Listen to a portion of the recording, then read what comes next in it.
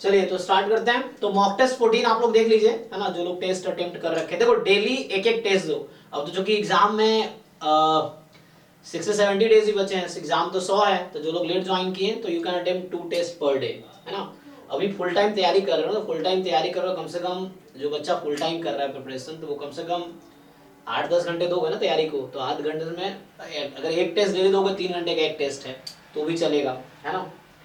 बाकी टाइम पे PYQ revision या असाइनमेंट्स या जो भी कर रहे हो अपना प्लान कर लो अपने हिसाब, जो तुम्हारी वीकनेस है उस पर काम करो। ऐसे बहुत दिन है, अभी 60-70 दिन बहुत है, ठीक है ना। तो अभी सीखो चीज़ों को, जो सीखो, जो जो नहीं आ रहे हैं वो सीख सकते हो। चलिए तो हम लोग जो मॉक टेस्ट जिन लोगों ने अटेम्प्ट कर रखा है, आपने अटेम्प्ट किया, फिर एक बार दोबारा सॉल्व कर लेना, फिर जो डाउट्स है वो पूछो। तो चैट में लिखो जो भी डाउट्स हैं आपके, तो देखते हैं 1 बाय 1। क्वेश्चन 1 से गलत है। अच्छा ठीक है, देखते हैं, हो सकता है। तो कह रहा है कि XYB IID विथ PDF। अच्छा, एक तो पता नहीं लिखते कैसे हैं ये लोग, मुझे समझ नहीं आ रहा क्या करते हैं ये कैसे इस पे पता नहीं अपलोड करते हुए कुछ इधर उधर हो जाता होगा, क्योंकि वर्ड फाइल अपलोड होता है ना, तो वर्ड में क्या है कि क्या PDF upload, word file upload करते हैं, तो ये बोल रहा है कि XY दोनों का PDF है अल्फा x की पावर माइनस अल्फा प्लस 1, ये है ना। और जब x more than equal to 1 है, 0 अदरवाइज। अब यहाँ क्या लिखा हुआ है, देन फॉर ZQ1, ये क्या है पता नहीं, क्या प्रोबेबिलिटी है कि x into y more than z होगा, है ना। तो z क्या है, z कोई फिक्स नंबर होगा, z more than equal to 1, तो z is some fix number, है ना। तो मान लो z कोई नंबर है, आपको अगर टेंशन लग रहा हो z में, तो z आप फिक्स कर लो। You assume z is equal to 2, example के लिए मैं z को 2 रख देता हूं, तो z को आप 2 या z को 3 रख दो आप, है ना। तो जो यहाँ पे आप z फिक्स करोगे, z एक्चुअली यहाँ नंबर है, यहाँ ये लिखा हुआ है z more than equal to 1, तो ये बीच में ऐसा कुछ मिस्टेक हो गया है। तो z more than equal to 1, what is the probability x into y more than z, ये पूछ रहा है। तो मैं कह रहा हूं z कुछ फिक्स कर लो अपनी मर्जी से। So let's say fix z to 2। अब ये प्रोबेबिलिटी कैसे निकालोगे, व्हेन यू हैव, और ये IID है, तो IID है तो you already know how to find joint. तो ये f of x, y, xy IID है, तो fx, y क्या होगा, x, y अल्फा x की पावर माइनस में, ब्रैकेट में था ना अल्फा प्लस 1, यहाँ पे ब्रैकेट में alpha plus 1 into alpha y alpha plus 1, ये आपका PDF होगा, ज्वाइंट PDF। क्योंकि IID है ना, इंडिपेंडेंट भी है, तो आप जानते हो कि joint PDF is equal to product of marginal PDF, तो इंडिपेंडेंट है तो product of marginal PDF। So यहां से मतलब ये हो गया, so PDF you have alpha square x into y, अलग रखना, अलग रखो, दिस कब, when x is more than equal to 0, y is more than 0, ये कब है, when x is more than equal to 1 and y is more than equal to 1 and 0 otherwise, ठीक। तो ये आपका PDF आ गया, joint PDF of xy। now using joint, है ना, ये जो टेस्ट है ये बाइवेरिएट डिस्ट्रीब्यूशन, मतलब joint डिस्ट्रीब्यूशन पे बेस्ड क्वेश्चन है। तो ये टेस्ट आपका joint डिस्ट्रीब्यूशन का है, ठीक है। सो ज्वाइंट डिस्ट्रीब्यूशन का टेस्ट है, तो मतलब इससे 2 होगा। अब बताओ, तो how to find probability x into y more than 2, मैंने z को 2 फिक्स कर दिया, यहाँ z को 2 रखा, तो मेरा जो आंसर आएगा मैं देख लूंगा ऑप्शन में z बराबर 2 पे क्या हो रहा है उसके हिसाब से, है ना। बहुत सारे अप्रोच होते हैं, आप देख लो कैसे करना आपको। तो बताओ p of x greater than 2 by y, है ना, तो अल्फा स्क्वायर e की, 1 से अल्फा भी फिक्स कर सकते हो, अल्फा भी अगर प्रॉब्लम क्रिएट कर रहा हो तो यहाँ भी अल्फा फिक्स करो, वही ऑप्शन में रखो, है ना। मतलब वो है कि वैल्यू अलग अलग होती हो, क्योंकि अल्फा जो यहाँ पे वही यहाँ पे है, तो जो यहाँ अल्फा यूज करेंगे वही यहाँ भी यूज करेंगे, चेक करेंगे आंसर किससे मैच कर रहा है, जिससे मैच नहीं करेगा वो आउट हो गया। तो इस तरह से है। तो इसका PDF था अल्फा स्क्वायर x की पावर माइनस में अल्फा प्लस 1, y की पावर माइनस में अल्फा प्लस 1 dx dy। अब इस पे डबल इंटीग्रेशन करो, ज्वाइंट है ना, तो डबल इंटीग्रेशन करो, किस रीजन पे, इसका ग्राफ बनाना पड़ेगा आपको, ताकि आपको समझ आए कि हो क्या रहा है। तो इसका ग्राफ बना देता हूं, देखो। तो ग्राफ बनाओगे तो सबसे पहले आपको ग्राफ बनाना पड़ेगा x y is equal to 2 का, तो मैं अभी x y is equal to 2 का ग्राफ बना देता हूँ। तो ये ग्राफ कुछ जी जी है ना, ये रेक्टेंगुलर हाइपरबोला इसको बोलते हैं।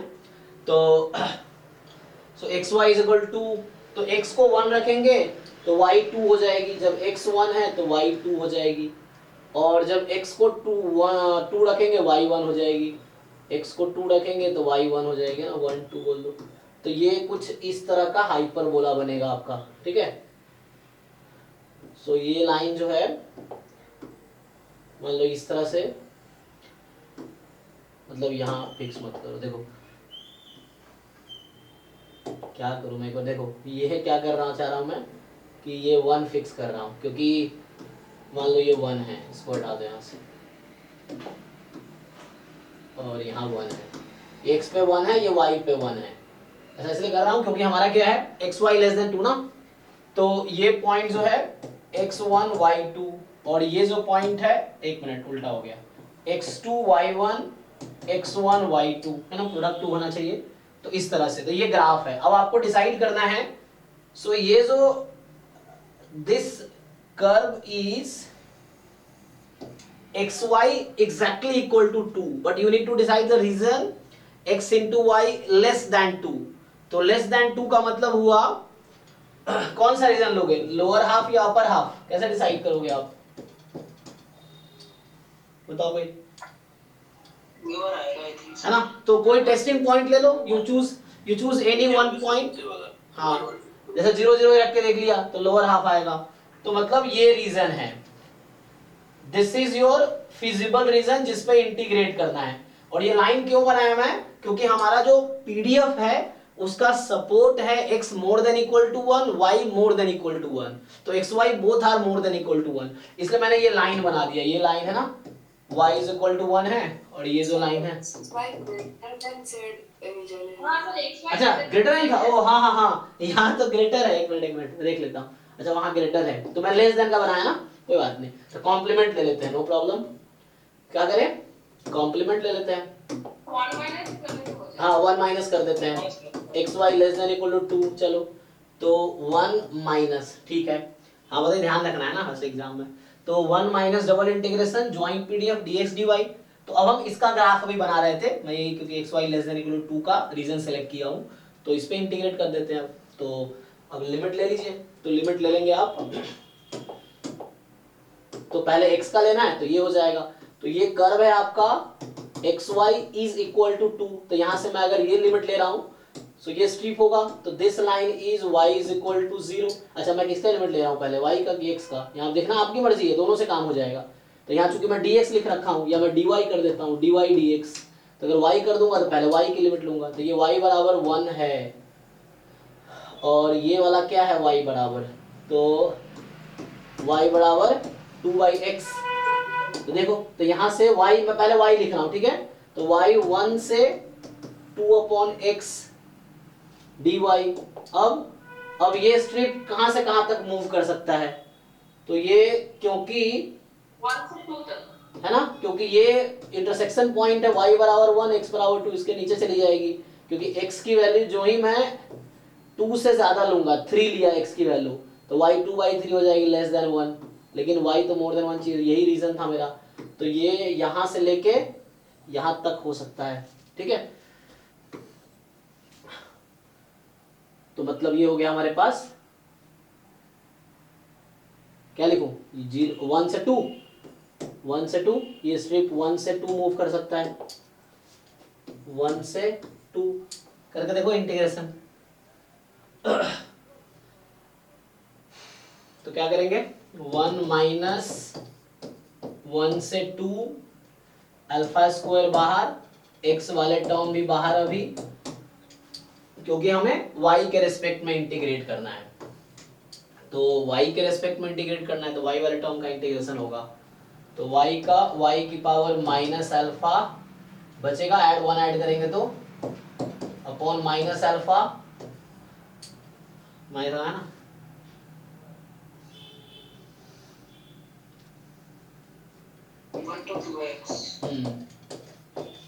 फिर जो सिंप्लीफाई होके आएगा, अब इसको इंटीग्रेट करना है, तो 1 minus 1 to 2 alpha square x की पावर माइनस अल्फा माइनस 1 खोल देता हूँ, और अपॉन में माइनस अल्फा ये वाला है, और इसको पुट करो अब, तो y की जगह 2/x है ना, तो 2/x मतलब 2/x की पावर माइनस अल्फा माइनस 1 की पावर माइनस अल्फा 1 ही रहेगी।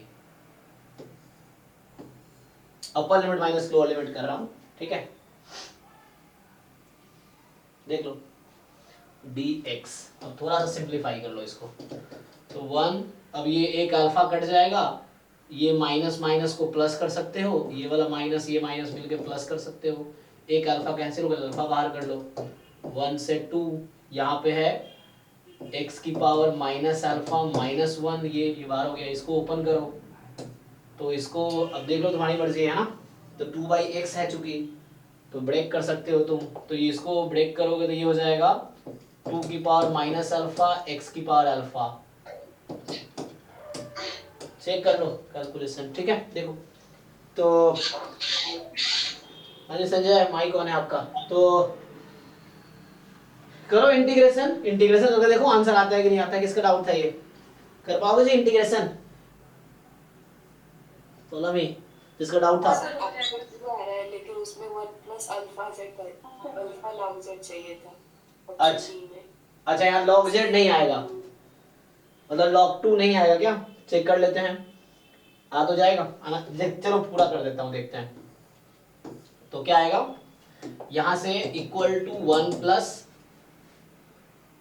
अच्छा तो ये अल्फा बाहर है, अभी इसको थोड़ा ओपन करते हैं ना, ओपन करेंगे तो क्या होगा, दो टर्म बनेंगे 1 से 2, इसको इससे मल्टीप्लाई करेंगे तो 2 की पावर माइनस अल्फा x की पावर माइनस 1, क्योंकि वो कर दे तो 1/x हो जाएगा dx माइनस, यहां बनेगा x की पावर माइनस अल्फा माइनस 1 है ना, और 1 से 2 dx। चेक कीजिए, तो यहां से आएगा 1 प्लस अल्फा, तो ये इसको ओपन करोगे तो 2 की पावर माइनस अल्फा बाहर, 1/x का log x, log 2 minus log 1, तो log 2, तो ये तो log 2 हो जाएगा जो z लिया हुआ है मैंने, माइनस, अब 1 बाई, इसको इंटीग्रेट कर लेते हैं, तो x की power minus alpha upon minus alpha, तो x की पावर माइनस अल्फा, तो x को पुट कर दो, तो ये हो जाएगा 2 की power minus alpha minus 1 upon minus alpha, ये रहेगा, ओपन कर दो,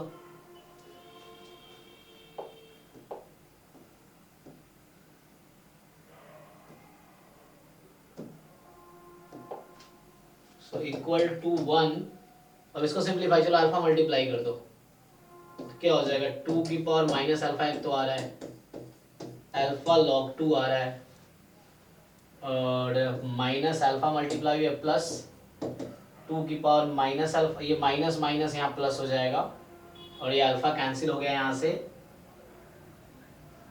माइनस 1 कुछ हो रहा है देखो, तो 1 1 कैंसिल, 2 की पावर माइनस अल्फा बाहर, तो 1 प्लस अल्फा log 2 बन रहा है कि नहीं? सी हुआ ना ऑप्शन सी। अच्छा ओके ओके, तो यहाँ पे अल्फा log z है, क्योंकि मेरा z 2 है ना, मैंने z को 2 रखा जान के, ताकि ऑप्शन मैच हो जाए, तो ये अच्छा यहाँ z 1 प्लस log z है, और यहाँ 1 प्लस अल्फा log z है, तो उसने गलत किया है, ठीक है, तो ऑप्शन सी होना चाहिए, क्योंकि यहाँ पे अल्फा आ रहा है हमारे साथ, है ना, ये अल्फा आया था, ये वाला यहाँ तो कट रहा है, यहाँ नहीं कट रहा ना, हाँ ठीक है, तो सी ऑप्शन होने चाहिए, ठीक है, आंसर की में मिस्टेक है, मतलब 3 4, देखो अगला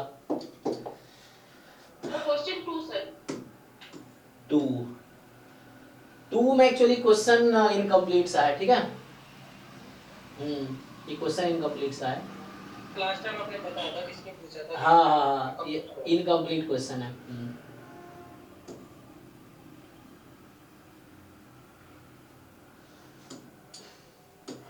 अगला कौन सा है 3 4 ना, ये क्वेश्चन गलत है। 3 जो है कि x1 x2 x2n are uniform 0 1 and yi है x2i minus 1 plus x2i, तो find the distribution of yi। तो डिस्ट्रीब्यूशन y1, अच्छा तो y1 का मतलब क्या, x1 प्लस x2, ये ना।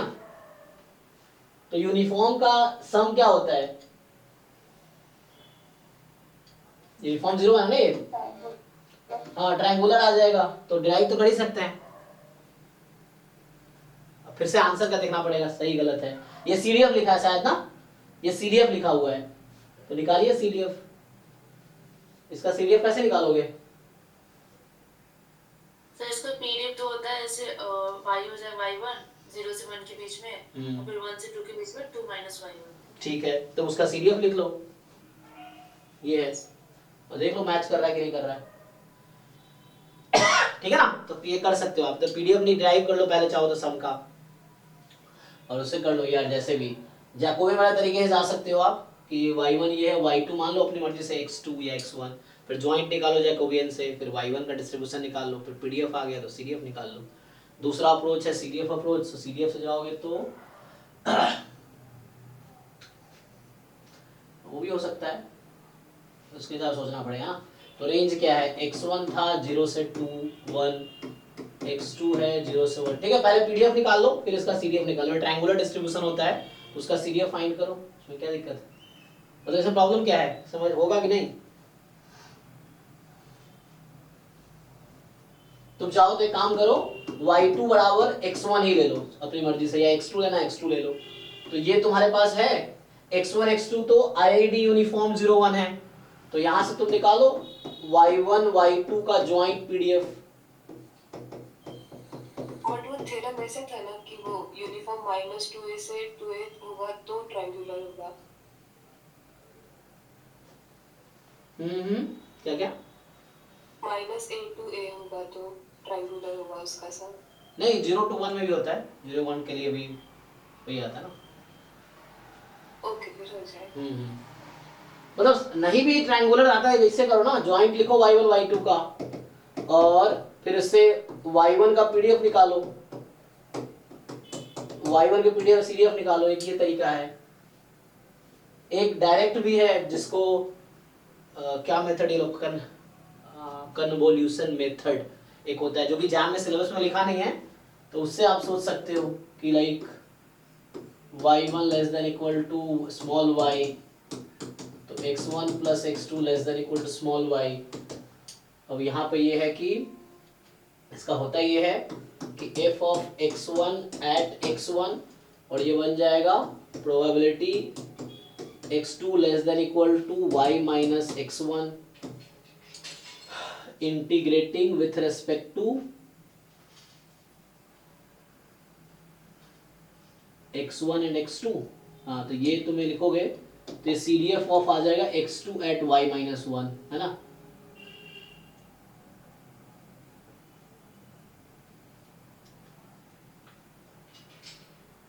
E of this given this, तो CDF ऑफ x1, यहाँ x1 पुट कर दिया तो ये आ गया, इसको पुट करके यहाँ से करना पड़ता है dx1 करूँगा तो क्या बचेगा तुम्हारे पास, यहाँ पे मुझे y में आंसर चाहिए ना।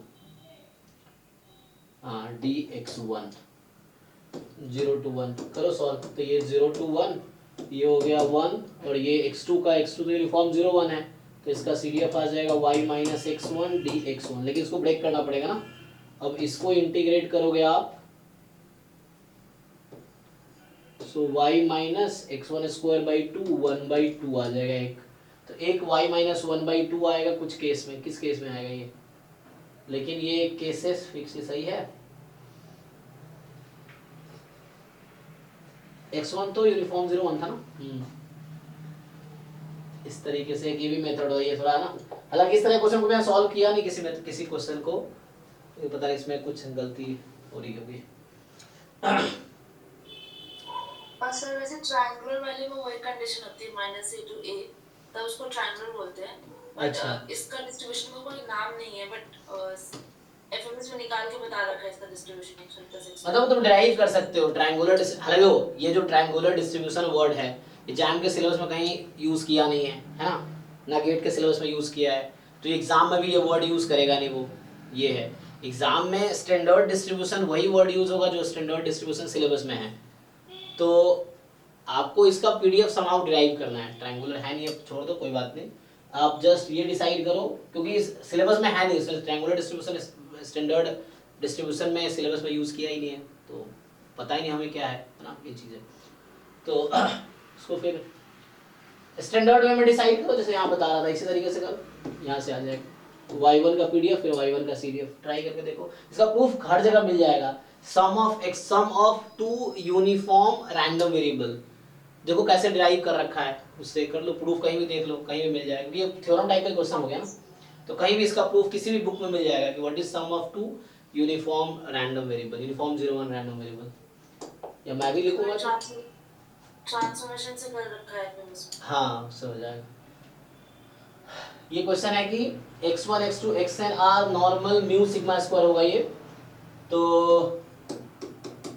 x1 x2 xn r normal mu sigma square, लिखने में गलती किया है, x बार दे रखा है, s स्क्वायर पता है हमें, तो बोल रहा है कि what is the expectation of x bar upon s, तो ये हो जाएगा expectation of x bar into s, expectation of s। तो x बार का तो पता है आप लोगों को, नहीं? इनवर्स होगा सर। कोई 1/s है ना? हाँ, यस, यहाँ 1/s, तो ये हो गया। और क्योंकि इंडिपेंडेंट होते हैं ना, ये थ्योरम है। इंडिपेंडेंट मानते हैं सर, क्या सब में इंडिपेंडेंट होगा? नहीं, नॉर्मल सैंपल में सिर्फ, तो नॉर्मल सैंपल है ना। नॉर्मल केस में x bar and s square are independent, तो x bar and s are also independent, तो अलग अलग कर दिए, तो ये तो चलो तुम्हें पता ही है कि म्यू आ जाएगा। अब इसका निकालने के लिए ये तो याद रखना पड़ेगा, डिराइव करना थोड़ा डिफिकल्ट है, इंटीग्रेट करना ना मुश्किल होगा। इसका फॉर्मूला सीधे याद रख सकते हो, फॉर्मूला है इसका, ये जो है फॉर्मूला ही होगा, है ना, ये जो आया है। कैसे निकालोगे? Sir a-1 s square by sigma square equal to chi square, quantities of freedom, तो उसको सर रेसिप्रोकल करने से एक्सपेक्टेशन लेने से हो जाएगा। तो को लेना पड़ेगा क्योंकि मतलब कैलकुलेशन करना पड़ेगा ना।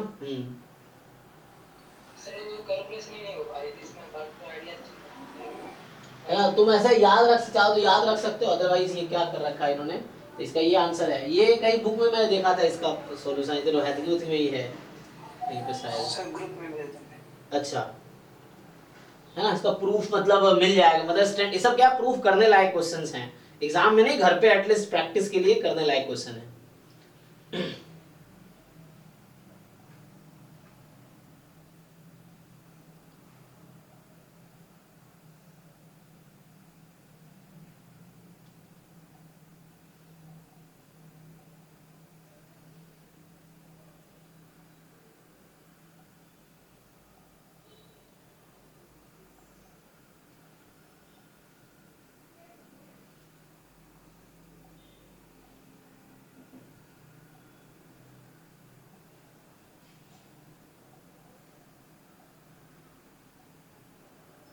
ग्रुप में क्या पूछ रहा था, कौन पूछ रहा था?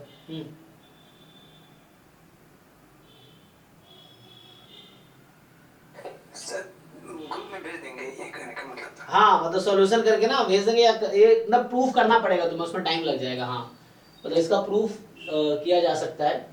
तो एक्सपेक्टेशन ऑफ 1/s कैसे निकलेगा, तो कैसे निकलेगा देखो, जैसे एक तो आइडिया बता रही थी n-1 s square by sigma square, इसका डिस्ट्रीब्यूशन है काई स्क्वायर n-1, तो इसको मान लो अभी फॉर एग्जांपल कुछ है और उसके हिसाब से फिट करना पड़ेगा, t ही है, तो t का डिस्ट्रीब्यूशन ये है। अब तुमसे रूट अंडर t अगर यहाँ पे ले लो तुम, तो ये बनेगा root under n-1 sigma s, तो एक्सपेक्टेशन ऑफ अगर 1/√t पूछ ले, निकाल पाओगे? तो ये इंटीग्रेट करना पड़ेगा, तो t का डिस्ट्रीब्यूशन ये है ना, तो 1/√t का डिस्ट्रीब्यूशन अगर मुझे चाहिए तो 1/√t PDF of t dt 0 से इन्फिनिटी, ठीक है ना। तो ये है, तो याद रखना बेटर रहेगा, तुम ये याद रख सकते हो, एक जगह लिख लो, रिवाइज करते ई ऑफ 1/s अगर जरूरत पड़ी तो। एग्जाम में हालांकि वैसी चीजें बहुत कम पूछता है जो याद रखने की जरूरत हो, जैसे मतलब बहुत कॉम्प्लिकेट हो, लेकिन फिर भी है ना, आजकल कोई भरोसा नहीं है, पिछले बार वैसा है, लेकिन ठीक है, जो सिलेबस में एटलीस्ट वो चाहिए तो आपको याद करना ही पड़ेगा, जो स्टैंडर्ड है। तो ये पुट करो 1/√t and then PDF of t, chi² n-1 का पीडीएफ को पता है, गामा से आता है, तो पुट करके फिर इसको इंटीग्रेट करना तो चैलेंजिंग है, तो प्रूफ देख सकते हैं। कार्टोसिस और एक्सपीरियंस हार्ड डिस्टिंक्शन याद करना जरूरी है, हार्ड डिस्टिंक्शन का क्या क्या? कार्टोसिस और एक्सपीरियंस नहीं वो सब जरूरत नहीं है, कितना रट्टा मारोगे। मीन वेरिएंस एमजीएफ ये याद रहना चाहिए। हाँ, मीन वेरिएंस एमजीएफ ये याद रखो, ये इंपॉर्टेंट है।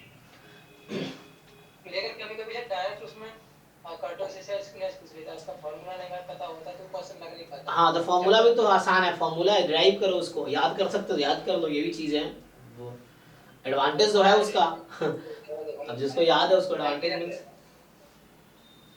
तो इसको प्रूव करना पड़ेगा, ठीक है, इसको प्रूव करो, ई ऑफ 1/x का डिस्ट्रीब्यूशन। नेक्स्ट क्या है, 6 2 तो हो गया, 5 भी है किसी का, 6 ना, 6 कह रहा है कि सपोज दैट देयर आर मतलब वो x1 x2 xn are ID mean, ये क्या कर रखा है, e ऑफ x1 y1 दोनों का 0 है, वेरिएंस x1 का 1 है और y1 का 2 है, कोरिलेशन कोएफिशिएंट r है, तो पूछ क्या रहा है आपसे, डिस्ट्रीब्यूशन पूछ रहा है क्या ये, कि 1/√n summation xi minus yi का डिस्ट्रीब्यूशन क्या होगा, i फ्रॉम 1 to n। वो एक्चुअली ऐसा है, ऐसा पूछना चाह रहा है कि डिस्ट्रीब्यूशन क्या है इसका, ये पूछ रहा ना, या ये इसका डिस्ट्रीब्यूशन क्या है, ये जो भी लिखा है ना, तो इसका डिस्ट्रीब्यूशन क्या है ये पूछ रहा है, तो निकालो इसका डिस्ट्रीब्यूशन क्या होगा, है ना।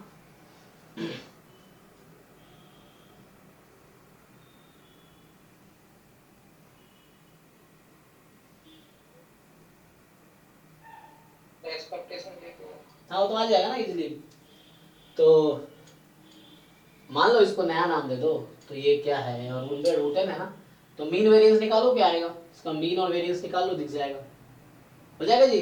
मीन तो सर इसका दीवार वेरिएंस डी सिग्मा का।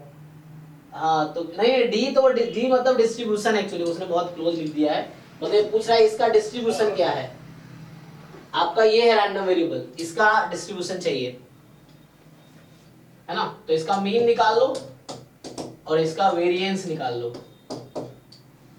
तो ये तो मुश्किल नहीं है, इसमें क्या डाउट है। हाँ जी अमरजीत, नहीं आ रहा। हाँ वो बस वो दिक्कत है, वो डी मतलब वो बोल रहा है कि इसका डिस्ट्रीब्यूशन क्या है, वो कहना चाह रहा है कि लाइन लगा के डी लगा मतलब इसका डिस्ट्रीब्यूशन, तो बस इसमें मीन इसके लगाने हैं, वेरिएंस लगाने हैं, जो मीन वेरिएंस आएगा देख लो इसमें क्या मीन वेरिएंस किससे मैच कर रहा है, वो आंसर आ जाएगा। नेक्स्ट जो है 5 10 5 पर 10 है कि क्वेश्चन 5 था सर, 5 दिखा नहीं, 5 क्या था, देखो 5 जो है, 5 में क्वेश्चन में प्रॉब्लम है सर, ये क्या लिखते हैं लोग सही में, हाँ x1 ये टाइपिंग एरर तो हाथ ही कर दिया, x1 से xn जो है ये IID एक्सपोनेंशियल 1, एक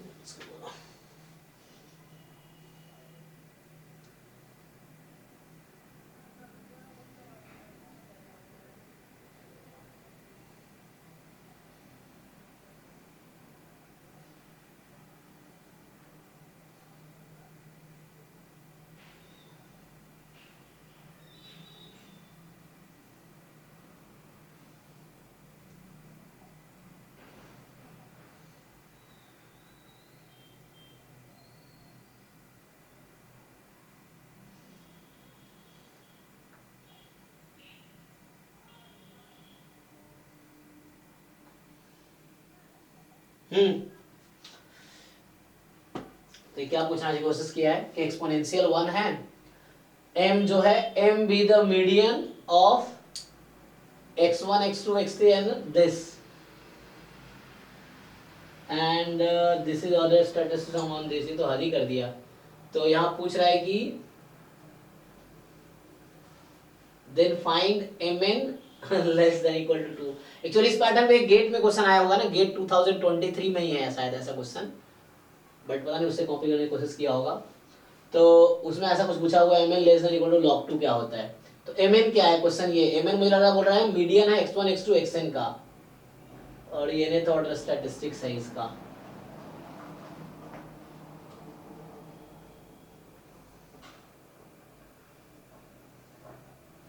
क्वेश्चन में कुछ तो प्रॉब्लम है देखो। तो mn क्या है ना, गेट 2023 में क्वेश्चन ऐसा है, उसमें ऐसे कुछ पूछा है तो उसी सर वो तो एमएलई निकालना पड़ता था। उसमें क्या पूछा गया है, उसमें पूछा है सर वो एमएलई बेस्ड पे है। अच्छा वो ml था। एमएलई उसमें फर्स्ट ऑर्डर स्टैटिस्टिकल आ रहा था फिर ऐसे। अच्छा तो यहाँ क्या है कि मान लो mn क्या है, मैं mn क्या समझू, मीडियन है, median of first order statistics या nth order statistics among this. तो बताओ mn less than equal to log 2।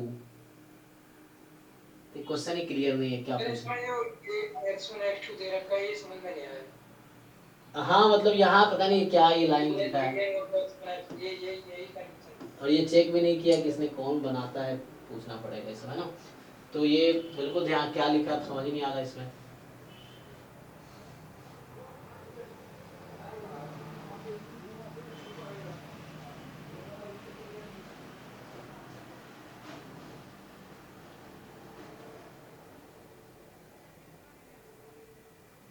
कोई नहीं इसको स्किप करो, ये कुछ वैसा होगा, mn कुछ मीडियन है, अब मीडियन किसका है ये पता नहीं चल रहा, इसको स्किप करो। नेक्स्ट जो है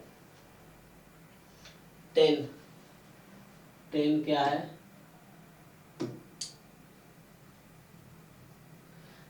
x1 x2 की 2 आईडी ऑब्जर्वेशन, तो दो ही है आपके पास। तो e of mod x1 minus x2 in terms of, तो ये तो अभी हमने देखा था ना आज ही। तो ये जो मॉड x1 माइनस x2 है ये किसके इक्वल आता है, ये इन जनरल इसके इक्वल आएगा।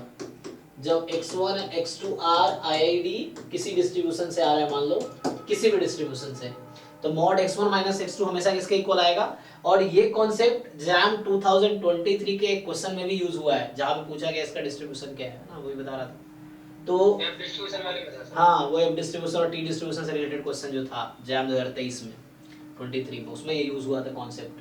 तो second order statistics minus first order statistics equal to this, और ये पूछ रहा है इसका मीन बताओ। तो इसमें जब यहाँ मीन ऑपरेट करोगे यहाँ मीन ऑपरेट हो जाएगा। ये अपॉन का क्या कॉन्सेप्ट, अच्छा यहाँ वो भी था ना, कुछ था ना यहाँ पे 2 था शायद ना, कहाँ पे 2 आएगा, यहाँ पे 2 आया था, तो यहाँ 2 हो जाएगा ना, चेक करो। नहीं सर इक्वल आया था। इक्वल आया था, तो यहाँ पे 2 क्यों दे दी। टाइम्स हो जाता है तो 2 कट हो जाता है। अच्छा हाँ अभी तो प्रूफ तो किए थे, आज ही तो क्लियर कर रहे थे प्रूफ हम। हाफ हाफ बाद में 2 आ जाता है, 2 कैंसिल हो जाता है। हाँ तो यहाँ इन्होंने 2 क्यों डिवाइड किया है, तो गलत कर दिया ना लग रहा है। तो ओके, तो mod x1 minus x2 in terms of this and this, तो ये मॉड x1 माइनस x2 जो है ये तो डायरेक्टली इक्वल आएगा e of x2 minus e of x1, तो कोई दिक्कत तो है नहीं इसमें। तो होगा तो ये अपॉन 2 नहीं होगा, ये गलत किया है ना, अपॉन 2 नहीं आएगा। बी ऑप्शन होगा बट अपॉन 2 नहीं होगा, अपॉन 2 सब में से हटाना पड़ेगा, तो अपॉन 2 नहीं आएगा, डायरेक्टली इसके इक्वल आता है ये।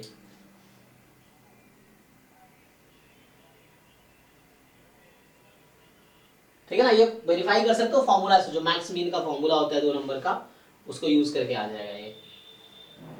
ठीक है, तो डायरेक्टली इससे आ जाएगा, गलत कर रखा है सब। तो अगला कौन सा है 13, 11 के बाद 11 13। सो 11 कह रहा है कि f be the standard normal distribution function, ठीक है, x नॉर्मल रैंडम वेरिएबल है with mean mu and variance 1, z standard normal है। अच्छा तो x मतलब कहना चाह रहा है नॉर्मल म्यू 1 है, और z जो है नॉर्मल 0 1 है, और I एक डिफाइन किया है या तो 1 होगा या 0 होगा जब z less than equal to x है, जब more than equal to x है। इक्वल टू तो एक ही में आएगा, तो इक्वल टू x है। The value of expectation of I given x is equal to x किसके इक्वल आएगा? ओके तो देखिए आप expectation of I given x is equal to x, तो I में क्या है,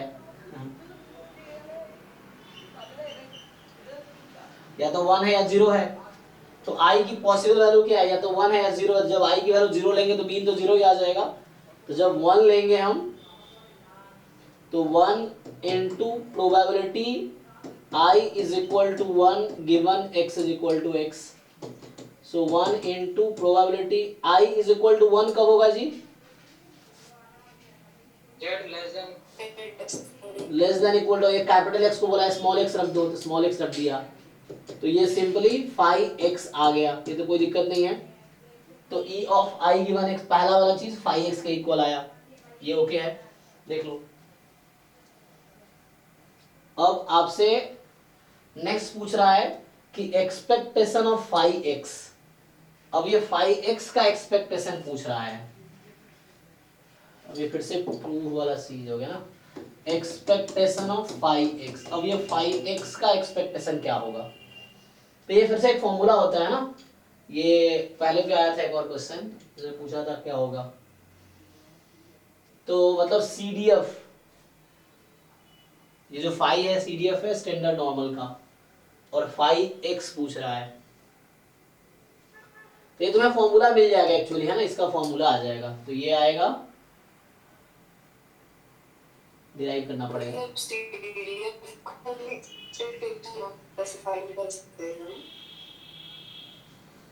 सीडीएफ का भी एक्सपेक्टेशन फाइंड कर सकते हैं वो नॉर्मल फॉर्मूले से।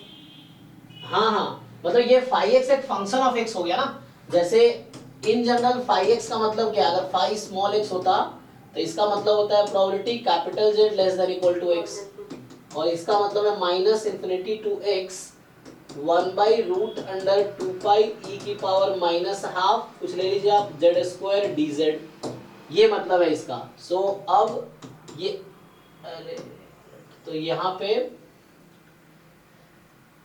ये है 5x। अब जैसे इस, अब ये 5x की ये फंक्शन है, this is something like gx, है ना, ये कुछ gx जैसा है। तो अगर ये gx है तो आप एक्सपेक्टेशन ऑफ gx जैसे निकालते हो, तो वही चीज है। तो gx की जगह 5x रख दिया।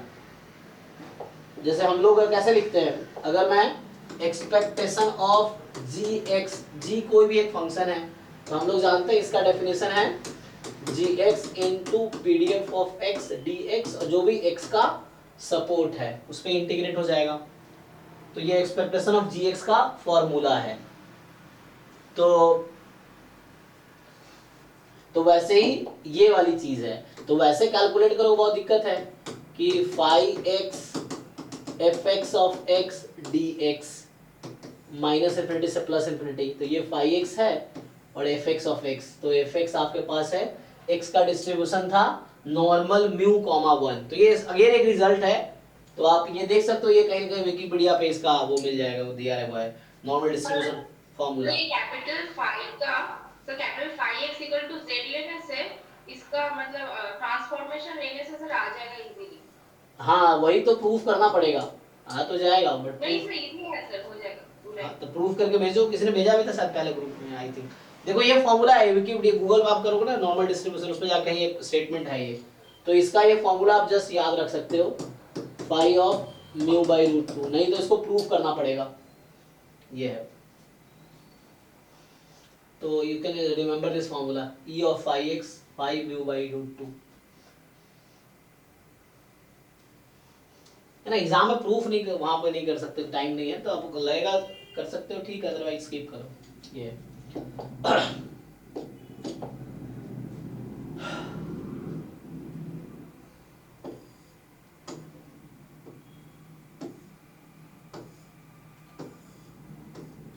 कोई बहुत सिंसियर बच्चा है, कोई क्वेश्चन स्किप इसको ऐसे नहीं चल सकते पाई एक्स तो सर यूनिफॉर्म 0 1 को फॉलो करेगा सबका सीडीएफ। सबका सीडीएफ नहीं है, एक मिनट, ये सबका सीडीएफ नहीं है ना।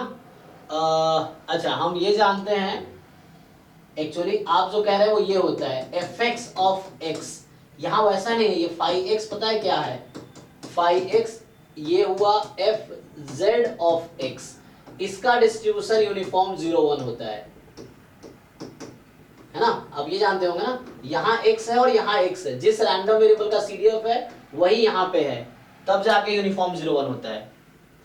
और यहाँ z है और वहाँ x है, दोनों अलग अलग है। z जो है, इस क्वेश्चन की बात कर रहा हूं मैं, तो z आपका नॉर्मल 0 1 है और x आपका नॉर्मल म्यू 1 है। तो बना सकते हो इसको आप, अगर आप ब्रेक करो somehow you try to make it equal, मतलब जो आप कहना चाह रहे हो अगर ऐसा होता फाई ऑफ z तो ये यूनिफॉर्म 0 1 होगा, ठीक है, क्योंकि यहाँ पे क्या है, z है, यहाँ पे z है, तो इसका डिस्ट्रीब्यूशन यूनिफॉर्म 0 1 होगा, इसका डिस्ट्रीब्यूशन यूनिफॉर्म 0 1 है, बट इसका यूनिफॉर्म 0 1 नहीं होगा। क्यों? क्योंकि टू डिफरेंट रैंडम वेरिएबल यहाँ पे है। तो हम जानते हैं सीडीएफ का डिस्ट्रीब्यूशन यूनिफॉर्म 0 1 होता है, प्रोबेबिलिटी इंटीग्रल ट्रांसफॉर्म यही कहता है ना। तो वो क्या कहता है कि x कोई कॉन्टिन्यूअस रैंडम वेरिएबल है तो उसका सीडीएफ जो है उसका डिस्ट्रीब्यूशन नॉर्मल 0 1 है, सॉरी यूनिफॉर्म 0 1 है। हाँ, लेकिन यहाँ प्रॉब्लम ये हो रहा है कि ये सीडीएफ z का है और वेरिएबल आप x यूज कर रहे हो, तो ये दो डिफरेंट रैंडम वेरिएबल, यहाँ सेम रहता है प्रोबेबिलिटी इंटीग्रल ट्रांसफॉर्म में, वहां था x और x, तब जाके वो यूनिफॉर्म 0 1 होता है। वरना क्या होता अगर ये यूनिफॉर्म 0 1 होता तो इसका एक्सपेक्टेशन क्या 1/2 आना चाहिए था। 1/2 तो इसका एक्सपेक्टेशन लोगे 1/2 आएगी, इसका एक्सपेक्टेशन 1/2 आएगी, तो इसका यहाँ प्रॉब्लम ये है कि इसको कन्वर्ट कर लो। अगर आप x माइनस म्यू बना सको यहाँ पे तो इजी हो जाएगा, x माइनस म्यू प्लस है ना, अगर x माइनस म्यू बना दो तो z ही हो जाएगा, तो x माइनस म्यू का डिस्ट्रीब्यूशन z हो जाएगा यहाँ से। अगर x माइनस म्यू लिख दो तो x माइनस म्यू का डिस्ट्रीब्यूशन नॉर्मल 0 1 हो जाएगा, तो उससे हो सकता है ये। चलिए तो आगे बढ़ते हैं। तो यहाँ आपको प्रूव करना पड़ा। सर जो स्टैंडर्ड नॉर्मल डिस्ट्रीब्यूशन है उसका सर डेरिवेशन सर है, लेकिन नॉर्मल म्यू1 का कोई डेरिवेशन दिया नहीं है सर। ये नॉर्मल म्यू1 आपका x है और यहाँ फाई ऑफ x है। अब फाई जो है वो x का सीडीएफ नहीं है, ये फाई जो है z का सीडीएफ है। z and x are two different random variable, तो इसीलिए इसका आंसर ये आएगा 5 म्यू बाई 2 रूट 2।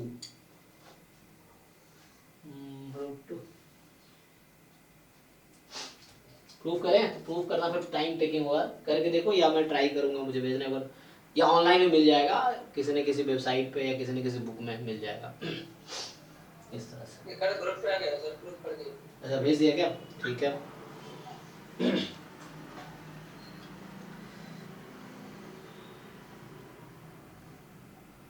देखो इसने कर भी दिया, ठीक है। अच्छा इसको वो पहले वाले क्वेश्चन ने कर दिया जो पहले भेजा था ना, ये तो उसका है ना जो पहले वाला क्वेश्चन था e ऑफ 1/s वाला। ठीक है, हो जाएगा। मतलब हर कोई भी क्वेश्चन है, एक्चुअली एंट्रेंस में क्या करते हैं, जो सब्जेक्टिव चीजें उसको समा ऑब्जेक्टिव में कन्वर्ट करते हैं, लेकिन सब्जेक्टिव में कम क्वेश्चन में ज्यादा टाइम रहता है, ऑब्जेक्टिव में क्या है आपके पास ज्यादा क्वेश्चन है, टाइम कम है ऑब्जेक्टिव एग्जाम्स में, है ना, तो उतने टाइम में आपको डील करना है।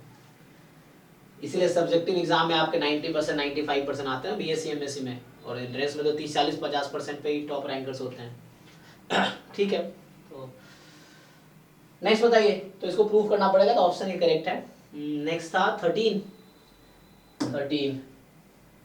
कह रहा है कि x1 x2 be the sample from two independent observation drawn from population having Bernoulli with success probability p। अच्छा, तो मतलब दो ही हमारे पास फिर से सैंपल है और x1 x2 डिफाइन कर रखा है यहाँ पे।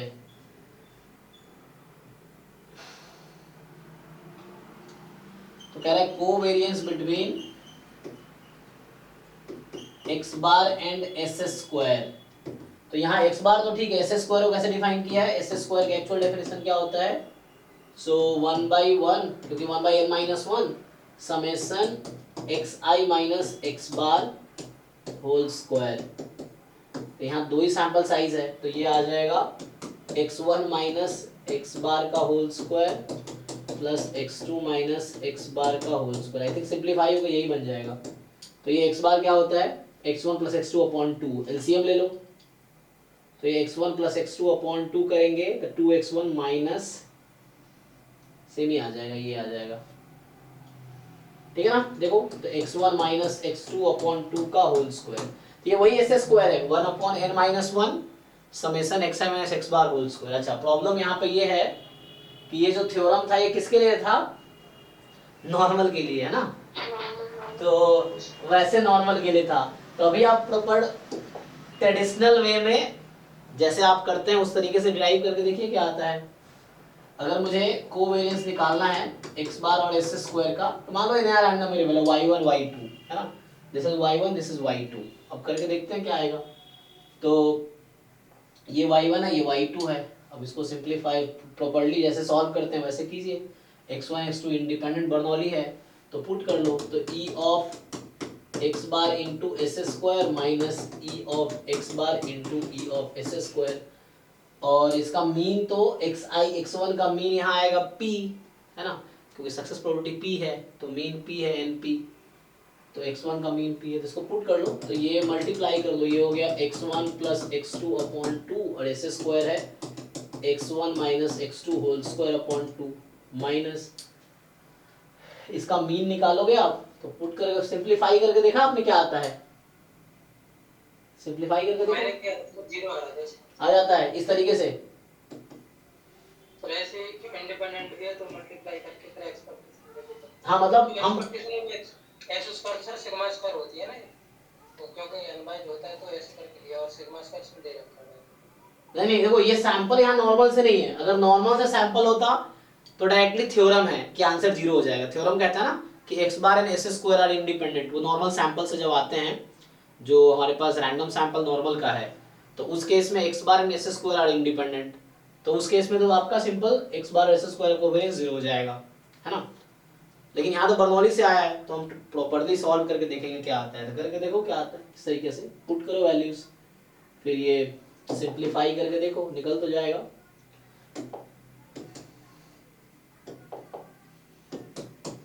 e of x1 plus x2 upon 2 है ना इनटू e ऑफ, फाइंड करो, उसको फाइंड कर लोगे, देखो क्या आता है, 0 आता है कि नहीं आता है, प्रॉपर्ली इस तरह से फाइंड करो देखो। ये तो निकल ही जाएगा ना, ये तो आराम से आप कैलकुलेशन करते जाओ, मल्टीप्लाई करो लिनियरली आ जाएगा। फिर बाद में कहीं x1 x2 का प्रोडक्ट आए तो वो तो इंडिपेंडेंट है ही x1 एंड x2, तो उसको अलग अलग कर सकते हो आप। ये तो उसको सिंप्लीफाई करके देखो क्या है। 1/2 आ रहा था सर। अच्छा हाँ तो वही, कोई जरूरी नहीं है 0 आएगा, क्योंकि ये लगा दिया ऐसे ही, क्योंकि थ्योरम ये थ्योरम इंडिपेंडेंट होता है जब नॉर्मल सैंपल में है तब, है ना, अदरवाइज ये थ्योरम नहीं है।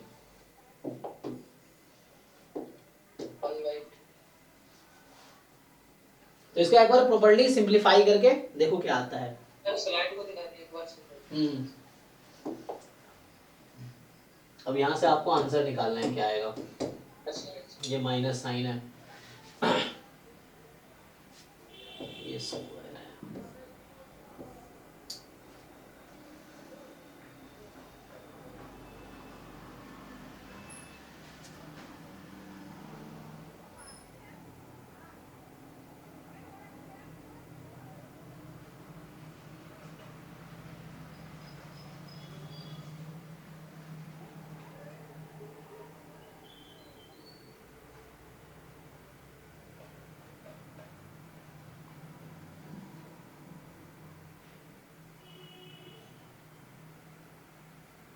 हो गया। नेक्स्ट है 13 था, हाँ 13 कह रहे हैं क्या, 13 तो हो गया, 12 भी है।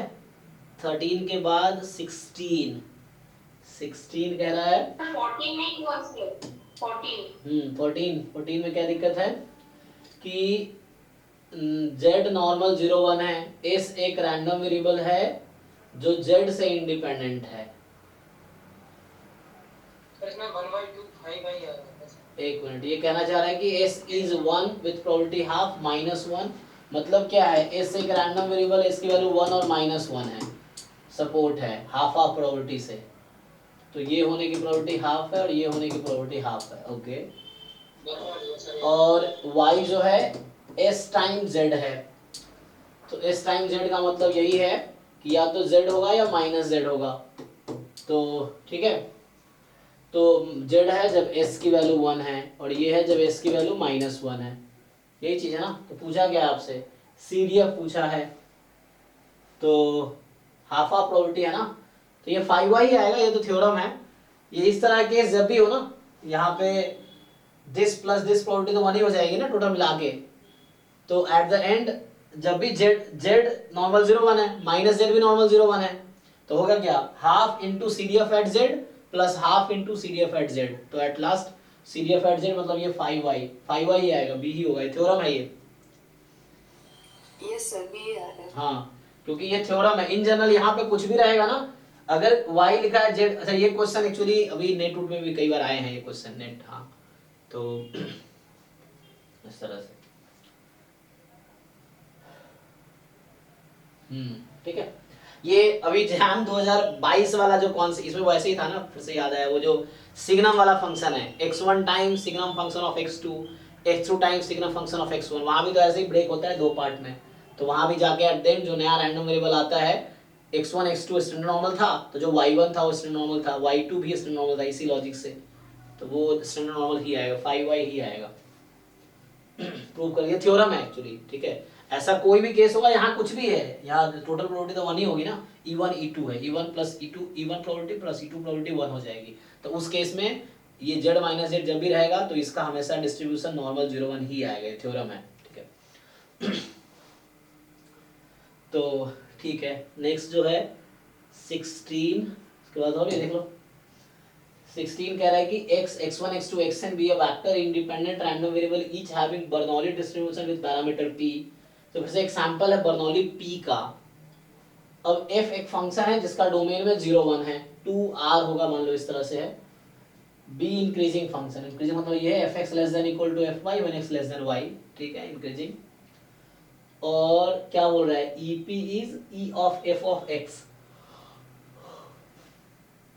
क्या पूछना चाह रहा है ये? अच्छा f यहाँ स्मॉल होना चाहिए था ना, ओके, कोई दिक्कत नहीं है। देखो तो ये स्मॉल f यहाँ होगा ना, क्योंकि यहाँ स्मॉल f दिया है, तो ये पूछना चाह रहा है कि आपका e एक फंक्शन है ऑफ p है, जिसका मतलब है expectation of f of x, ये मतलब है, जो भी है, मतलब ये ऐसा समझ लो। तो होगा क्या, fx क्या है, यहाँ fx लगा लो चाहो तो कोई दिक्कत नहीं है। तो यहाँ fx क्या है आपका,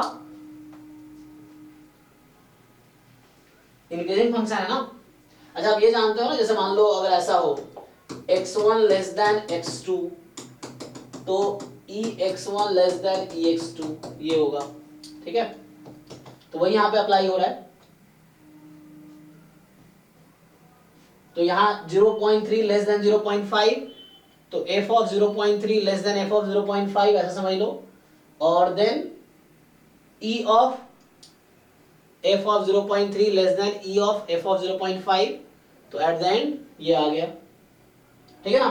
तो यहाँ बता तो रखा है, वो एक फंक्शन है, small e just a function, वो फंक्शन e कोई यूनिवर्सल मीनिंग नहीं है, वो एक फंक्शन है, e को डिफाइन किया ना यहाँ पे, e इज अ फंक्शन, इसका कोई सा मीनिंग नहीं है, तो उन्होंने डिफाइन किया इस तरीके से। हो क्या रहा है एक्चुअली कि जैसे x1 less than x2 less than equal to fx1 less than equal to fx2, ये मतलब कैपिटल x1 है ना, कैपिटल ले लो, है ना, कैपिटल रखना है तो fx1 fx2, फिर e of f of x1 is less than equal to e of f of x2, so e of p1 less than e of p2, ऐसा समझ लो। ये वैसे बताना चाह रहे हैं, फंक्शन डिनोट किया है।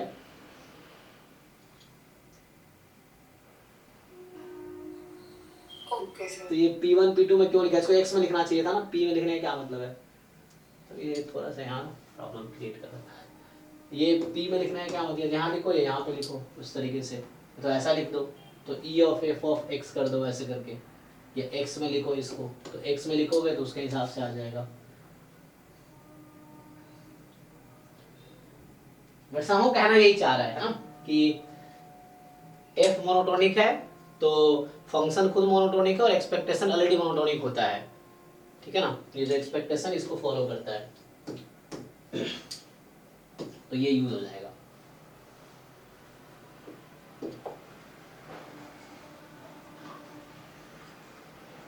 एटीन 17 भी है, 17 एंड 18, तो ये कह रहा है कि 17 की मान लो वी डब्ल्यू, अच्छा ये तो हमने पहले भी सॉल्व किया ना, वी डब्ल्यू, हाँ ये हमने सॉल्व किया हुआ है, एक्स स्क्वायर माइनस 2vx जो रेगुलर है उनको पता होगा, एंड प्लस w इज 0, तो ये z जो है नंबर ऑफ पॉजिटिव रूट है, मतलब नंबर ऑफ रूट्स ही हैं, वो तुम रूट्स निकाल के देख लो पॉजिटिव ही आएगा, तो वो नंबर ऑफ रूट्स ही है, तो z की वैल्यू यहाँ 0 1 2 हो जाएगी, क्योंकि मुझे एक्सपेक्टेशन चाहिए तो मैं सीधा z बराबर 2 लिखता हूँ, है ना, तो z बराबर 2 का मतलब है इसमें इस क्वाड्रेटिक इक्वेशन के पास 2 रूट्स कब आएगा,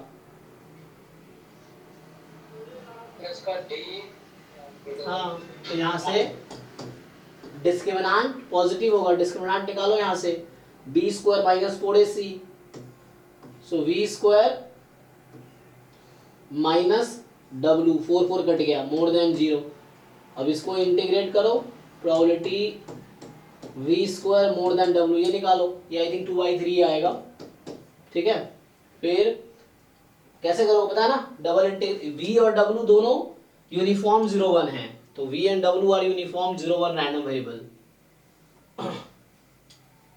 तो वी डब्ल्यू यूनिफॉर्म 0 1 है, तो डबल इंटीग्रेशन हो जाएगा इस रीजन पे, इस पे इंटीग्रेट करो हो तो गया, फिर ऐसे ही प्रोबेबिलिटी z बराबर 1 निकालोगे तो ये आ जाएगा v स्क्वायर बराबर w, तो ये प्रोबेबिलिटी खुद ही 0 हो जाएगी, और z बराबर 0 पे प्रोबेबिलिटी, क्योंकि तीनों पे सम 1 आएगा, तो यहाँ अगर 2/3 आ गया तो 1/3 आ जाएगी, तीनों पे सम 1 है, तो z बराबर 1 पे 0 आया, और z बराबर 0 पे 1/3 आएगा, और z बराबर 2 पे 2/3 आएगा, तो ये पीएमएफ आ गया z का, तो z का पीएमएफ आ गया तो मीन निकाल लो, तो मीन हो जाएगा 0 × 1 × हाँ 1/3 आएगा ना 2 पे 1/3 आएगा, अब बताओ क्या आएगा, पूछ रहा हूँ मैं, बताओ, मैं तो मुझे आंसर देख के लगा दिया, 2/3 होगा एक्सपेक्टेशन इसका सर, अच्छा 2 पे 1/3 आएगा, वही पूछ रहा हूँ कि अच्छा मैंने ऐसे लिख दिया है, ओके ओके, 2 मल्टीप्लाई करेंगे तभी एक्सपेक्ट, हाँ ठीक है, वरना अभी जो लिखा था उसके साथ 4 आ जाएगा, तो यहाँ मतलब मैंने कैलकुलेट किया नहीं है, मैं तो ऐसे गेस करके लिख दिया, एक बार चेक कर लो कैसे करो, वो मुश्किल नहीं है, देख लो, डबल इंटीग्रेशन 1 डी, क्या लिखो पहले, चलो डी डब्ल्यू डी वी, तो डब्ल्यू की लिमिट है 0 से v स्क्वायर, और v की लिमिट है 0 से 1, ये आसान ही है देख लो, तो 1 v स्क्वायर का vq/3, तो 1/3 आ गया, ठीक है ना, तो ये क्या किया, जब भी आपका किसी रीजन पे प्रोबेबिलिटी निकालना है तो डबल इंटीग्रेशन करोगे उस जॉइंट पीडीएफ पे, तो 1/3, ठीक है, 2/3 आंसर करेक्ट है ना, 18 जो है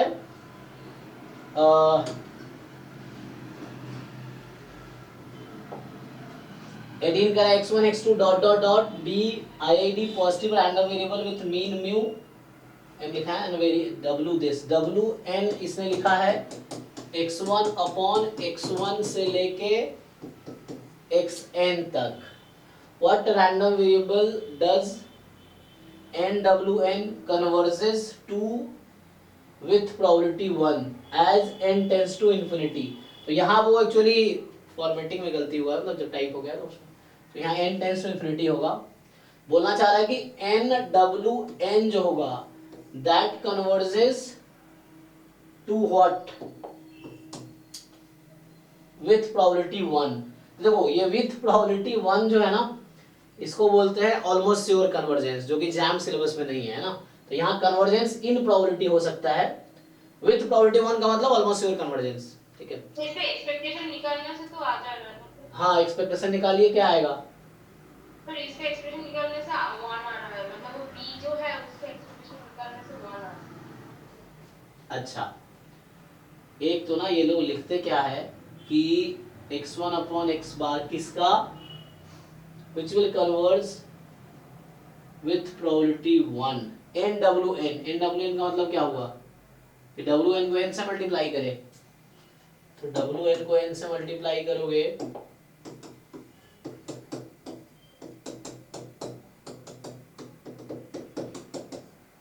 ये है, और ये डिस्ट्रीब्यूशन क्या है, कोई कुछ भी है लेकिन मीन m है ना, ये बता रहा क्या मीन म्यू है, ये समझ लो। कन्वर्जेस टू व्हाट, वो भी लिखा है, कन्वर्जेस टू विथ प्रोबेबिलिटी 1।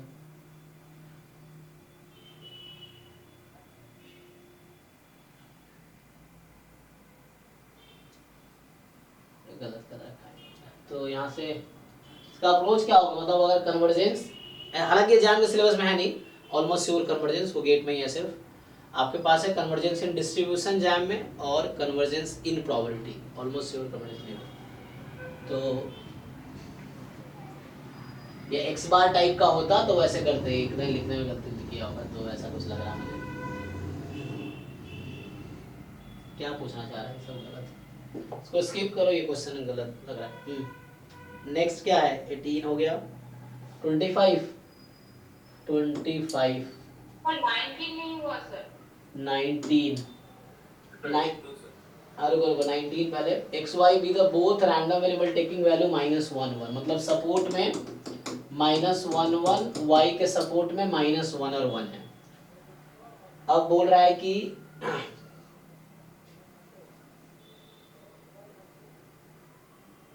और ये वाला हो गया था इंडिपेंडेंट के अल्फा वैल्यू करके बर्नौली बनना है।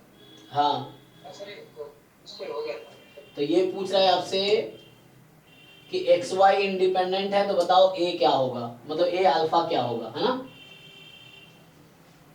हो जाएगा ना। 1 1 पे दे रखा है तुम्हें, ये है तो इंडिपेंडेंट होता है x बराबर 1 y बराबर 1, तो इंडिपेंडेंट होने का क्या मतलब है,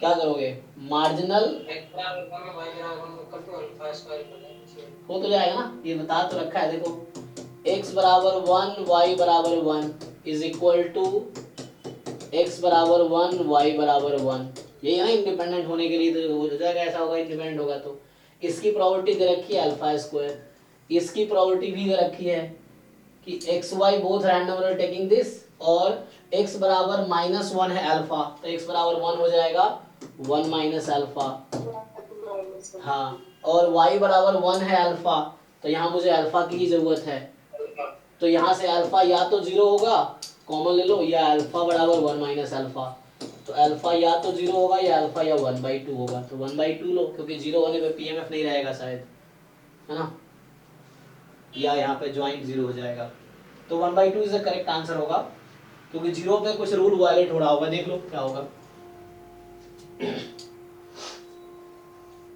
तो हाफ, ठीक है, देख लो x का पीएमएफ y का पीएमएफ दोनों देख लो, और ज्वाइंट का भी देख लो क्या होगा, उसके हिसाब से 20 बता दीजिए।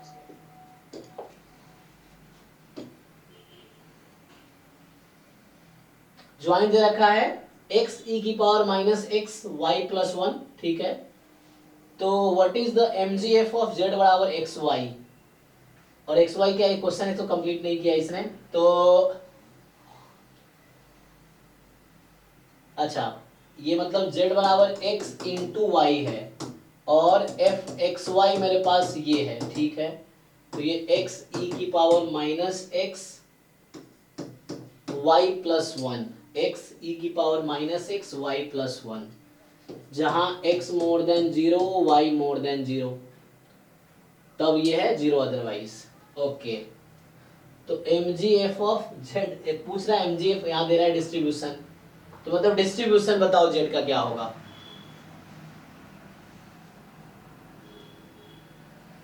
तो हाउ टू फाइंड डिस्ट्रीब्यूशन, पहले इसको टू पार्ट में तोड़ लेते हैं, एक्स इंटू ये एक तो बनेगा सर ये वाई इन एक्स का और एक वैक्यूम में एक और एक्स का। ये यस सर, तो ये तो एक्सपोनेंशियल वन बन जाएगा एक्स वाला, ये वाई इन एक्स। यस सर, इसके बाद कैसे करना है ये?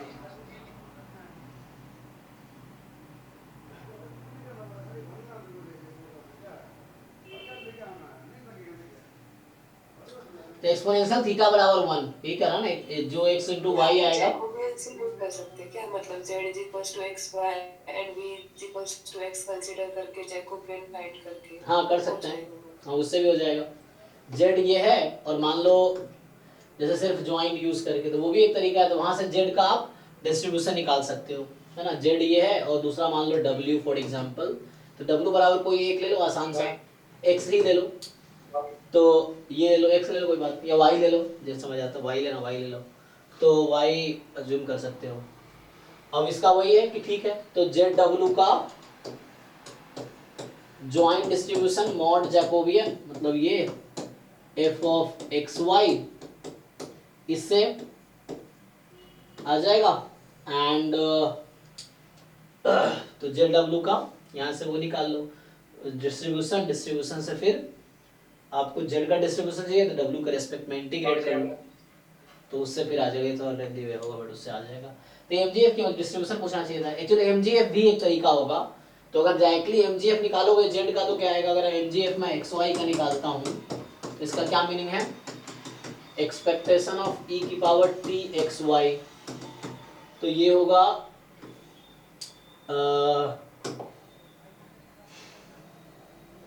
अब ये कैसे निकलेगा, ये फंक्शन ऑफ टू वेरिएबल हो गया ना ये, तो e की power t xy joint PDF x e की power minus x y e की power minus x d x d y, है ना, या डी वाई डी एक्स जैसे समझ आ रहा है।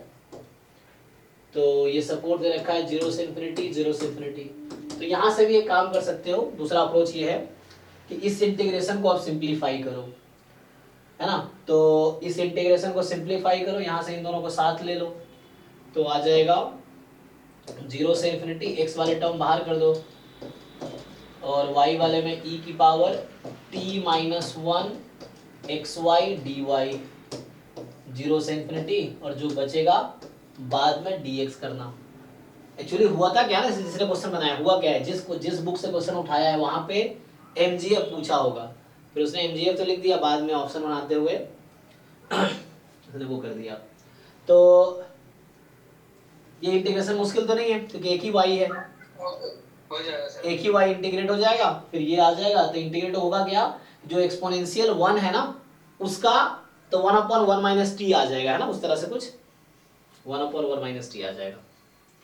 वो एक्सपोनेंशियल बनेगा। हाँ, तो ये इंटीग्रेट करके देखो 1/1 minus t at the end आ जाएगा, तो ये इजी अप्रोच है देन दिस, ये भी ठीक है, तो इससे थोड़ा लेंदी होगा, और ये डायरेक्टली आ जाएगा यहाँ से। तो बस 2-3 लाइन और है, इंटीग्रेट कर लो पहले y के साथ, x 1/1 माइनस टी आ जाएगा, उससे पता चल गया z का डिस्ट्रीब्यूशन एक्सपोनेंशियल 1 है। तो यहाँ x इंटू वाई का हम mgf निकाल रहे थे, यहाँ टू वेरिएबल फंक्शन था इसीलिए मुझे ज्वाइंट लिखना पड़ा, है ना, this function into joint, joint वो था, तो ये हो गया 20 के बाद क्या है 22, ये कह रहा है कि एफ एक्स वाई दे रखा है ज्वाइंट आपको, तो बताओ क्या ट्रू है, तो ये ज्वाइंट कुछ ऐसा है,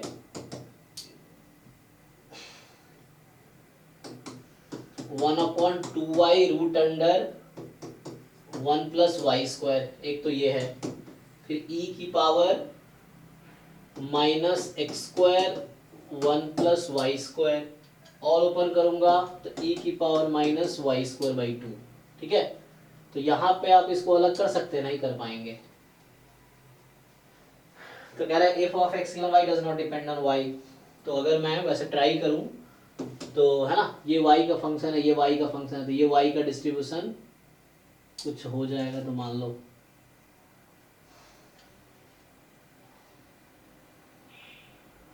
तो ये क्या है, कुछ नॉर्मल जैसा बन जाएगा, है ना। देखो तो ये 1/√2 पाई ई की power minus y square by 2, बचा क्या 1/√2 pi root under 1 plus y square e की पावर, यहाँ ऊपर ही लिख देता हूँ, ई की पावर माइनस,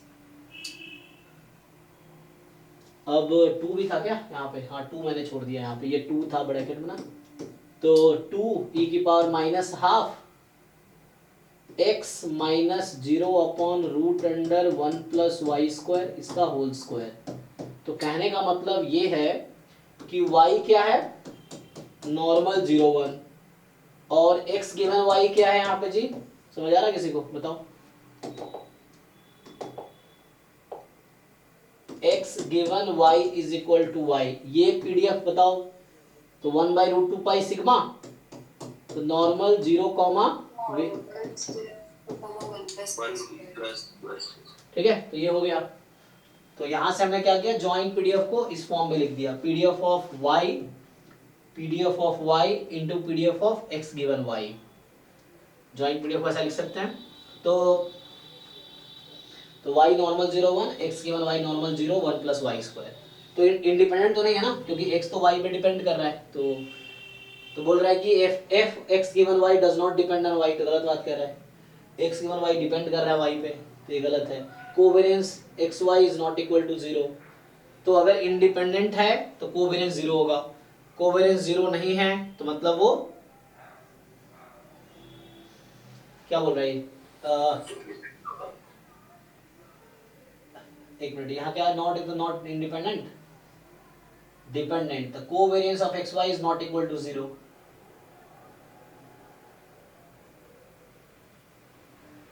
हाँ, कोवेरिएंस 0 नहीं है तो इंडिपेंडेंट नहीं है, मतलब डिपेंडेंट है। अच्छा, बट xy आर इंडिपेंडेंट तो गलत बात है, xy are not independently distributed, तो ये तो ठीक है। तो बी ऑप्शन बोल रहा है कि कोवेरिएंस इक्वल टू 0 नहीं है। एक मिनट देखो, हम लोग क्या जानते हैं कि x and y are independent, theorem लिख रहा हूं मैं, देन थ्योरम मतलब रिजल्ट है, and then covariance between x y surely 0 होगा। इसी थ्योरम का कंट्रापोजिटिव स्टेटमेंट क्या है,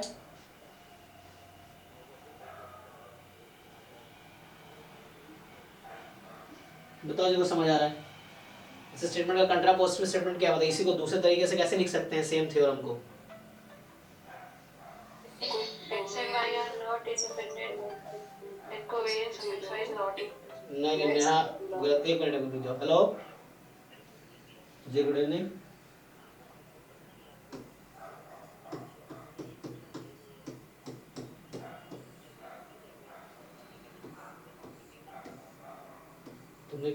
तुमने किस सब्जेक्ट का वीडियो देखा मेरा?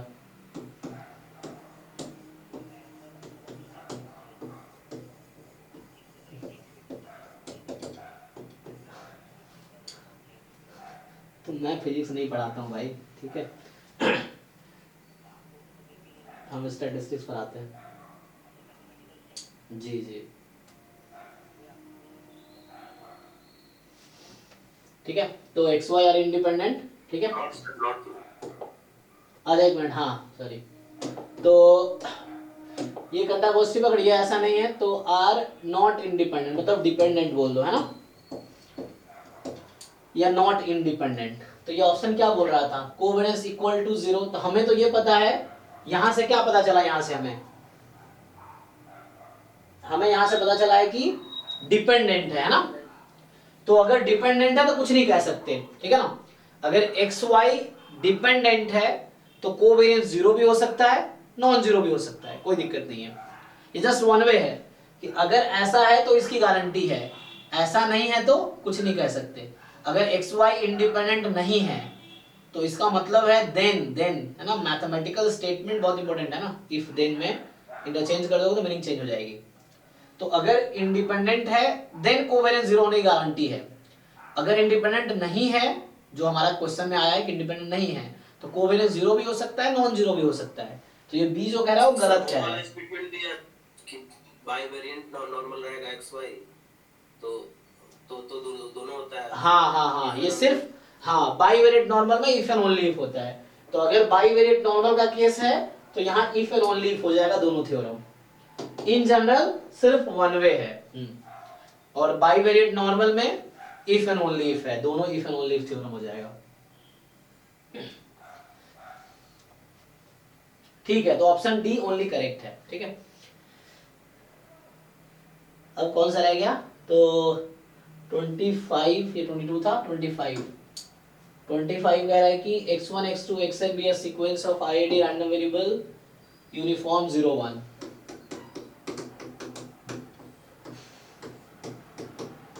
ठीक है, तो x1 x2 xn क्या है?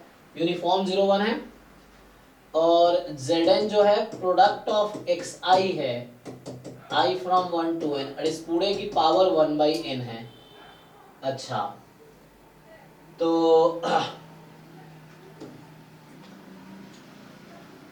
और वो geometric, this with the geometric mean of this. Okay, तो पूछ रहा है आपसे कि Zn converges in probability to C, तो बताओ C क्या है? तो ये this quantity converges in probability to what, ये क्वेश्चन है, बताइए।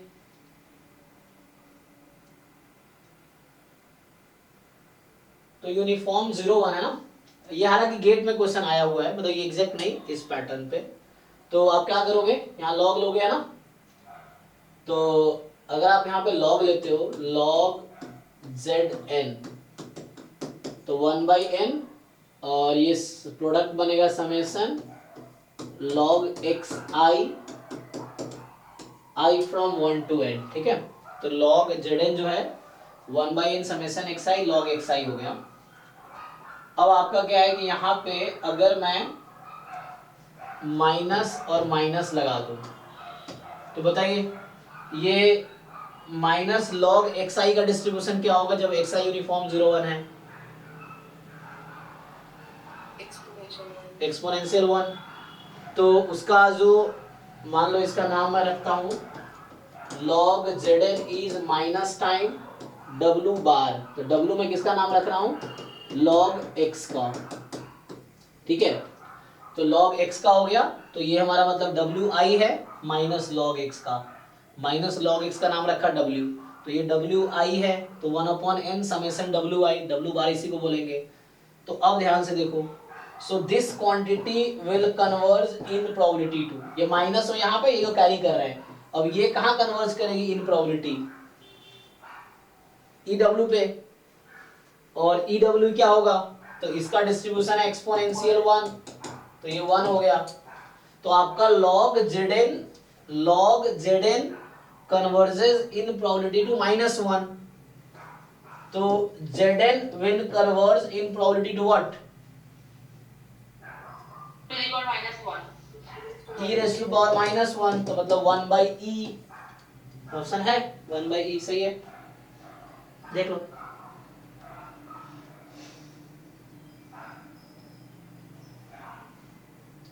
तो इसका मतलब हुआ कि Zn converges in probability to 1/e।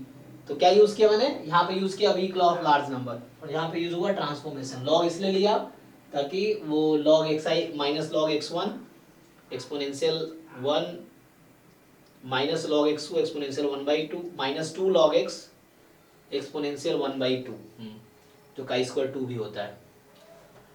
Okay, next क्या है? तो 25 के बाद 27 30 24 कह रहा है कि xy यूनिफॉर्म डिस्ट्रीब्यूशन है इस रीजन पे।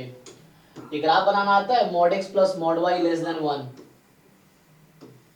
ये ग्राफ आएगा रफली। तो ये x plus y is equal to 1 है, मतलब ये 1 है, ये -1, ये 1, ये -1। ये ग्राफ बनाया मैंने किसका? mod x plus mod y equal to 1। अब लेस देन है तो ये रीजन है आपका। इसका एरिया कितना है?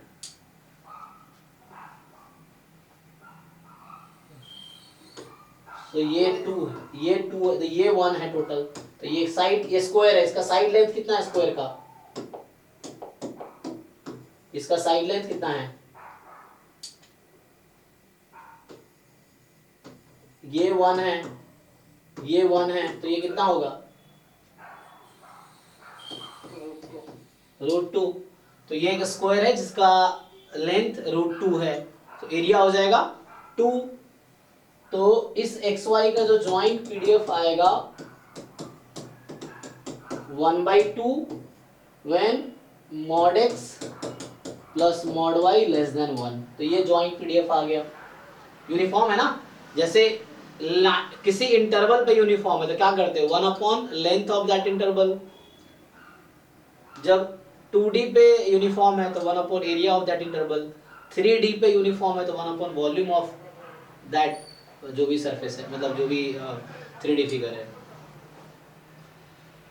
पूछा क्या है, देन निकालो y गिवन x, ये आ गया। अब यहाँ से कर सकते हो आगे, निकालो। कंडीशनल पीडीएफ पूछ रहा है तुमसे, तो ज्वाइंट से कंडीशनल कैसे निकालोगे, मार्जिनल निकालो, और मार्जिनल से तो मार्जिनल से कंडीशनल निकालो।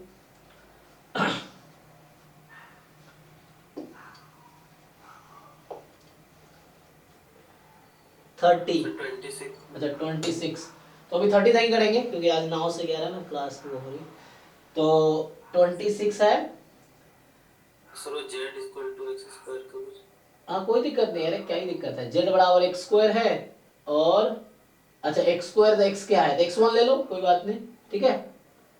तो e(y²), तो मतलब ही नहीं z से, तो हमें है ना इस क्वेश्चन में z से मतलब ही नहीं है, हमें तो e(y²) पूछा है।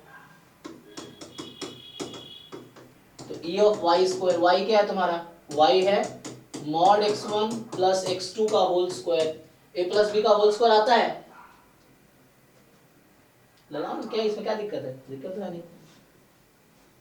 a प्लस, सर वही y की जगह हाँ वो जरूरत नहीं, हमें तो z की जरूरत ही नहीं है, क्वेश्चन में z से मतलब ही नहीं है। e(y²), y का mod x1 plus mod x2, तो a प्लस b का होल स्क्वायर खोलो, हर टर्म पे एक्सपेक्टेशन लगाओ अलग अलग। पीडीएफ दे रखा है x1 x2 दोनों का कॉमन पीडीएफ है, हालांकि यूनिफॉर्म -1 1 है, x1 और x2 बोथ आईआईडी है, तो हो जाएगा। तो बट वो आंसर मैच नहीं हुआ। अच्छा आंसर का प्रॉब्लम है, ओके ठीक है, हो सकता है। तो यहाँ से हाँ ब्रेक कर लो, हो सकता है आंसर गलत हो सकता है। तो दिस करके इसको ब्रेक करके यूनिफॉर्म -1 और 1 है तो उससे आ जाएगा, ठीक है। तो आंसर करेक्ट करना पड़ेगा। नेक्स्ट क्या है आगे, 27 30 कहाँ पे थे, 27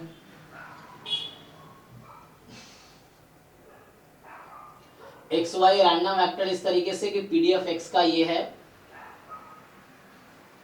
फिक्स x बिलोंग्स टू 0 1, क्या कर रखा है, conditional PDF of y given x है सी एक्स टाइम y, मतलब c इंटू एक्स वाई। अच्छा x less than y less than 1, तो कैलकुलेट करो x plus y more than equal to 3/4।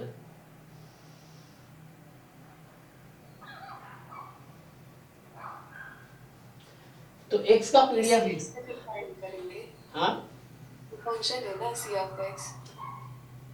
लिखा ऐसे है ना, लेकिन मुझे ऐसा लग रहा है c into x into y है, c कांस्टेंट है, लिखा तो ऐसे ही है कि लग रहा है c ऑफ x है, but where c is a given constant, यहाँ लिखने की कोशिश की है where c belongs to 0 1 is a given constant, लेकिन वो बीच में उनका नोटेशन वो हो गया है। एक्चुअली कुछ ना फॉर्मूला होता है वर्ड में, उसमें थोड़ा गलती करते हैं, इसलिए ये सब चेंज हो गया है। तो c belongs to 0 1 is a given, c constant है, मतलब c into x into y है, वो जो लिखने में वो गलती किया है, तो c into x into y उससे करके देखो। तो चूंकि ये पीडीएफ है, मुझे लगा था वो फंक्शन है। हाँ लिखा ऐसा ही है, लेकिन ये c into x into y है, तो इंटीग्रेट कर लेंगे 1 कर देंगे, इसका इंटीग्रेशन c आ जाएगा, c आ गया तो जॉइंट आ गया, जॉइंट आ गया, x का मार्जिनल पता है, तो x का मार्जिनल पता है तो उससे जॉइंट आ जाएगा, मतलब कंडीशनल है ये, तो कंडीशनल भी तो पीडीएफ ही है। तो इस c into x into y को इंटीग्रेट करो इस इंटरवल पे, तो वो 1 देना चाहिए, तो c निकल जाएगा, फिर जॉइंट मार्जिनल यूज करके जॉइंट निकाल के हो जाएगा। 30 है x1 x2 x3 तीन रैंडम वेरिएबल है इस तरीके से कि c upon x1 x2 0 less than x3 less than x2 less than 1, हाँ ठीक है। फिर तो c तो निकल जाएगा जॉइंट पीडीएफ के डेफिनेशन से, और ये x3 बराबर 2x2, ये बीच में इक्वलिटी आ गया तो उस पार्ट की प्रोबेबिलिटी जीरो हो जाएगी, तो पहला टर्म की प्रोबेबिलिटी तो जीरो हो जाएगी, ठीक है। और इसका निकालो तो ये क्या दिक्कत है, इसमें निकल जाएगा ना। फर्स्ट पार्ट समझ नहीं आया था। x3 इक्वल टू 2x2, जब भी इक्वलिटी एग्जैक्टली इक्वल कहीं भी बीच में दिख जाए तो कॉन्टिन्यूअस रैंडम वेरिएबल में वो जीरो हो जाएगा। ऐसा क्यों? क्योंकि जब मैं लिमिट ले रहा हूँ x3 का ना, तो वो 2x2 से 2x2 हो जाएगा, क्योंकि इक्वल टू है ना वो, तो 2x2 से 2x2 lower and upper limit उस वेरिएबल की सेम हो गई, तो इंटीग्रेशन जीरो दे देगा आंसर, तो उसकी प्रोबेबिलिटी जीरो हो जाएगी। Okay sir. और यहाँ से इस बस सेकंड इंटीग्रल पे आंसर निकालना है, ठीक है। तो आगे नेक्स्ट क्लास में करते हैं, अभी आज यही स्टॉप करते हैं। और पीवाईक्यू कल 2018 का पेपर डिस्कशन है, तो है ना, मैं डिस्कस करूंगा, फिर भी तुम लोग 2-3 बार सॉल्व कर लेना, पहले तो 3 बार 4 बार सॉल्व करके आओ आराम से, तो ताकि समझ आए तुम क्या अप्रोच लगा रहे हो, मैं क्या बता रहा हूँ, है ना। फिर डाउट क्लास उसके आगे रखेंगे, कल 7 to 9 में 2018 पेपर का डिस्कशन है। चलिए अभी के लिए थैंक यू।